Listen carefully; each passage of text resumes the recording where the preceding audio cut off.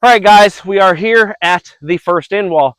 As you can see on the last little bit of clip, we took the scissors and we left us a 3 to 5 inch generous gap on what I'm going to call the main tunnel plastic here. And that reason why we left that little bit of slack on the end here. So if you do have to adjust that end wall, and when these days, if you put this plastic up when it's a little bit colder, it's not bluebird sky 95 degrees like it is here in Kansas today, that plastic will contract in the cold and expand in the heat. You guys know all that. So you leave yourself a little bit of slack that way. If you've got to pull the wrinkles and pull this plastic tight, you can pull on that plastic, readjust your tracking wire, put it back into your track, and wham, bam, you're back to being tight plastic again. So just make sure, that's just a pro tip. Like I said, this is the third tunnel that I have built. So I'm not an expert by no means, but I have done this 3 times now, so I have learned the do's and do nots of putting these tunnel kits up together.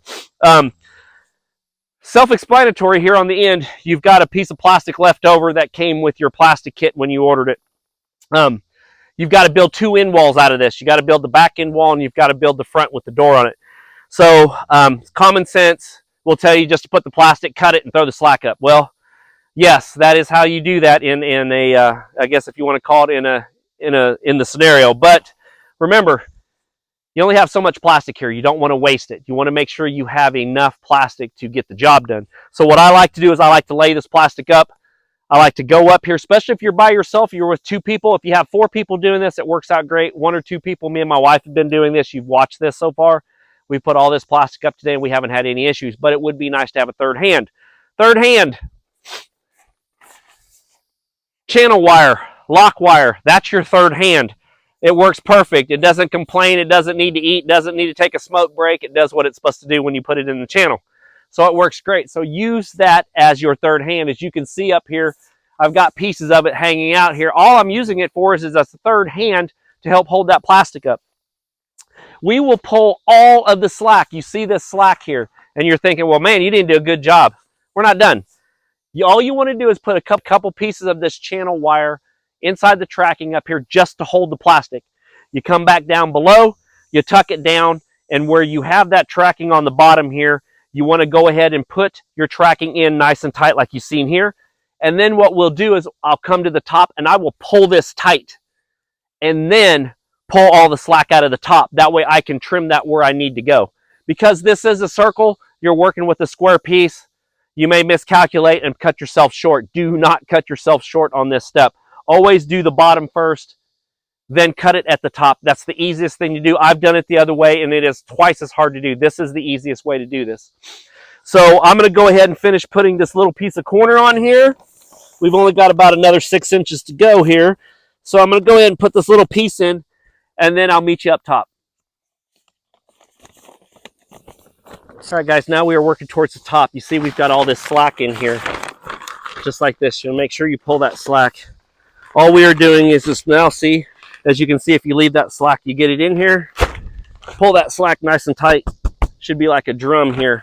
So we're going to pull that nice and tight. The bad thing is I'm right-handed. I'm trying to do this left, so this is a little bit of a hinder on this, but if you take it slow, work yourself around,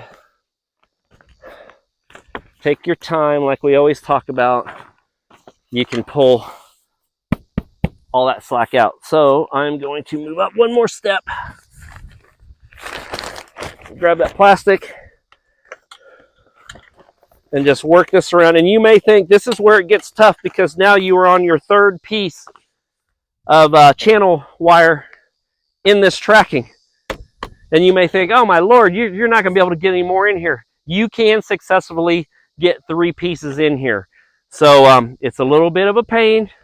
You want to grab a good pair of pliers. When you get this in here, I like to come through and I like to give it a love tap. Just kind of go in here and I kind of just tap that wire right there. And what that does is that just sets that spring wire into the channel a little tighter so it does not pop off. All right, guys, we got the last of the spring wire in the channel here, and we've got a vent here. So make sure you cut that plastic around that vent so you can get some airflow. Even without that other side on, you can feel the heat coming out of here. See? Nice and tight. When you put this little bands here on your walls here, it actually tightens up that plastic a little bit, takes all that slack out. The next thing we need to do is all we are doing is we are cutting the plastic at the base now. We have went ahead and pulled all the slack. We're going to cut this at the base so we're not standing on it anymore. I'm going to go back, I'm going to trim the top, and then I'm going to get doing the other end wall. But hopefully you guys got what you needed out of this content, and I'll see you next week. Bye.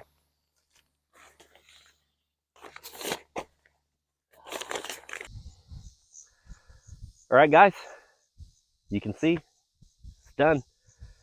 Finally, for the majority, got it done. I still got landscaping fabric that's got to go in there. It's on order. It's actually been shipped. Just waiting for it to arrive on one of the box trucks. And then when we get that laid down, I've actually got a 60-inch by 20-foot long table that's going to go in there. And then we've got to move all of our seed propagation stuff in there. Yes, this tunnel is our new, to me, 12 by 32 DIY kit from Bootstrap Farmer. We are turning this into a seed propagation / maybe some on-farm class, seed starting classes, maybe. Stay forward, stay tuned in for that, maybe. But so you guys have watched the other little bit of videos that I've been teased with, is that this was our 20 by 65 Bootstrap Farmer DIY kit that was there. As you can see, pretty empty over there now. I wanted to move that away from our front yard to reclaim that back to grass or flower beds, and then move everything up here in our field, our south field, that has the other 20 by 100 kit in it. So I've got these two sitting side by side. They've got about 5 foot of space between them, and then our other tunnel. So that's what I wanted. Any future tunnels will go on the other side of that. But specifically today, we're talking about this. I got it all put together. The last video you watched was us putting and cutting the plastic off the end wall there. The rest of the plastic we used to build the front, and it's just a rinse and repeat from what I showed you in that last set of videos. That's why I did not film any of that. Basically, same thing. We've got channel lock, spring wire tracking, spring wire in here. I've got some insect netting on the door here, so that way you can see we've got insect netting on the back right yonder. So that hopefully is going to get some airflow in there, and we're going to run power up to this, so we'll be able to put a fan on that, an exhaust fan, and draw some of that heat out. I've got pretty high sidewalls. What I have learned from building the last two tunnels is I really needed to go taller with the sidewalls. And so we went 4 feet with this, as you can see. So that gives plenty of circulation underneath there to get all that hot air out, especially in such a small tunnel like this. We do not have the mass of a high ceiling to absorb some of that hot air to keep it off the seedling. So I needed to get as much airflow through this as I could. So once again, we did not film that, but you guys kind of got the gist of it. You know, you guys watch me build that all metal 20 by 100 kit on this channel. Yeah, it's the same exact principles that I used to build the big kit as you used to build the small kit. Doesn't matter if this kit is 20 foot long or 200 foot long. It's the same principles. All you're doing is adding a little more length to the end of it. But yeah, we've got the sidewall up. This wall here, I decided not to put a door on because we don't need to be going in and out of the back of this. The only thing I have here is water. Water will be plumbed into this tunnel, so we could start do like our bottom watering and microgreens and stuff like this. So there's no need to even have a back door on this. But we got the rope in. We've attached it with these 7/16 eyelet bolts. They've got a nut and washer on the inside, and just got some good quality nylon roping on the outside. Don't skimp here.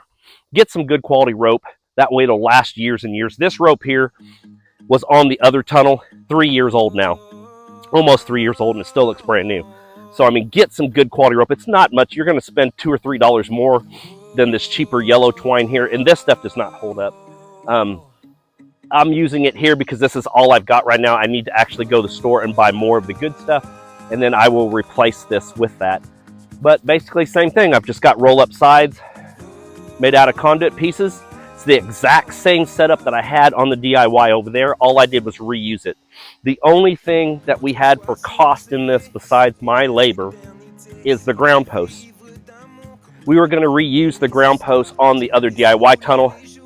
But to be honest, the only reason why I didn't do it is because I was lazy. We have a lot of clay here in Kansas.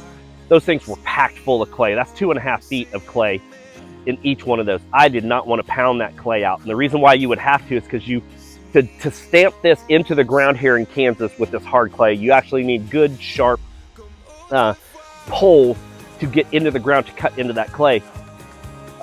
With these poles, you do know they're a pole, so they've got a hollow center. The mass of just the outside of that ring going in the ground will actually work like a knife and actually pound those into the ground.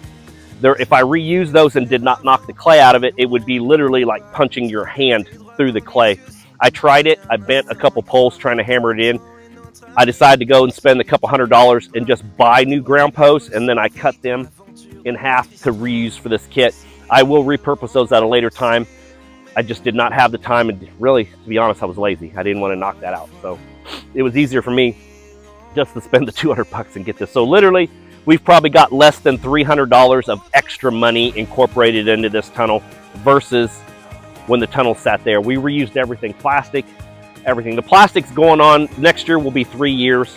As you can see, these lines here is not an imperfection in the plastic. It's actually where the poles here used to sit here. I had a couple holes from some damage on that other tunnel that you guys have seen in other videos. So to get bypass that, I could shift this plastic. I had plenty of plastic here since this is only half the size of that. So I could shift it and cut those bad spots out. So in turn, doing that, cutting the bad spots out, I had to shift this plastic over a couple feet. So you could probably get these to line up on these. To be honest, it's just cosmetic. It's not making a bit of difference. Nobody's even gonna pay attention to these here, to be honest, and I think they will go away with time. But guys, this is the look of it. I'm pretty excited. Like I said, we went above and beyond a little bit, and we painted all the wood in here white and sealed it. I didn't do it over there. I just used a little bit of water sealant, some Thompson's water seal, and it still got a little bit of mold, a little bit of damage on it. So I sanded all that off, and then I chose to paint it white with a good quality exterior paint, just to kind of cosmetically make it look a little decent. But yeah, this is it right here, guys. Until next time you'll see us get the table in here, and maybe we'll get some trays started.